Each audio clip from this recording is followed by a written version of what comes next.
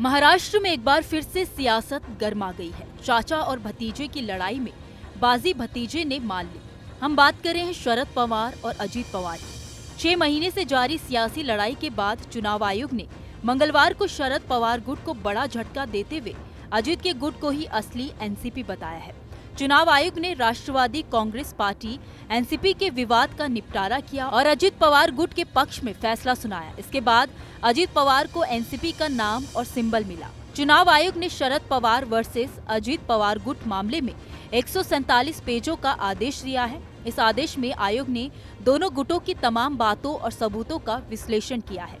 आयोग ने सभी दस्तावेजी सबूतों का विश्लेषण कर कहा कि अजीत गुट का पार्टी और पार्टी के अलावा संगठन पर वर्चस्व है। उनके गुट के लोग ज्यादा भी हैं। इस वजह से पार्टी का नाम और निशान दोनों अजीत गुट को दिए जाते हैं। वहीं चुनाव आयोग ने शरद पवार को अपने नए राजनीतिक गठन के लिए एक नाम का दावा करने और आयोग को 3 प्राथमिकताएं देने का एक बार का विकल्प प्रदान किया है।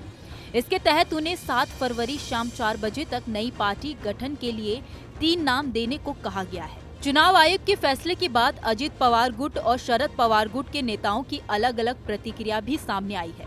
एनसीपी प्रमुख और महाराष्ट्र के उप मुख्यमंत्री अजीत पवार ने कहा कि चुनाव आयोग ने हमारे वकीलों की दलीलें सुनने के बाद हमारे पक्ष में फैसला सुनाया है। हम इसका विनम्रता पूर्वक स्वागत करते हैं। वहीं पार्टी के कार्यकारी अध्यक्ष प्रफुल्ल पटेल ने भी फैसले का स्वागत करते हुए कहा कि किसी भी राजनीतिक पार्टी के लिए चुनाव सिंबल महत्वपूर्ण होता है। हो सकता है कि कल इस फैसले को सुप्रीम कोर्ट, हाई कोर्ट में चुनौती दी जाए। इसमें हमें कुछ कहना नहीं है। हम चुनाव आयोग के फैसले का स्वागत करते हैं। वहीं विपक्ष ने इसको लेकर कड़ी प्रतिक्रिया दी है। शिवसेना सांसद प्रियंका चतुर्वेदी ने कहा है कि मैं बिल्कुल भी हैरान नहीं हूँ। एक व्यक्ति जिस पर 70,000 करोड़ रुपए के भ्रष्टाचार का आरोप लगाया गया था, आज वह बीजेपी के साथ कंधे से कंधा मिलाकर खड़ा है। अजीत पवार महाराष्ट्र के उप मुख्यमंत्री हैं। यह संविधान की अनुसूचित 10 की भावना के खिलाफ है। आपको बता दें कि बीते साल जुलाई में एनसीपी में बगावत हुई थी, जब शरद पवार के भतीजे अजीत पवार कई विधायकों के साथ एनडीए में शामिल हो गए थे।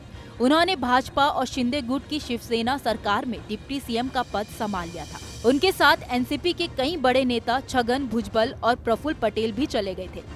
इसके बाद शरद पवार अलग थलग पड़ गए थे। हालांकि शरद पवार का दावा था कि वह ही असली एनसीपी है। वहीं पार्टी के 53 में से 30 विधायकों का साथ लेकर अजीत पवार खुद को असली एनसीपी बता रहे थे, जिसके बाद से ये विवाद जारी है। इस मामले में 6 महीने से ज्यादा समय में 10 से ज्यादा सुनवाई हो चुकी है, जिसके बाद 6 फरवरी को अजीत पवार गुट के पक्ष में चुनाव आयोग ने फैसला सुनाया है। खैर, इस खबर में इतना। इस खबर को लेकर आपकी क्या राय है, आप हमें कमेंट सेक्शन में जरूर बताइए। वीडियो अगर पसंद आया हो तो वीडियो को लाइक और शेयर करना ना भूलें। बाकी देश और दुनिया की तमाम बड़ी अपडेट्स के लिए देखते रहिए न्यूज़ नेशन का डिजिटल प्लेटफॉर्म।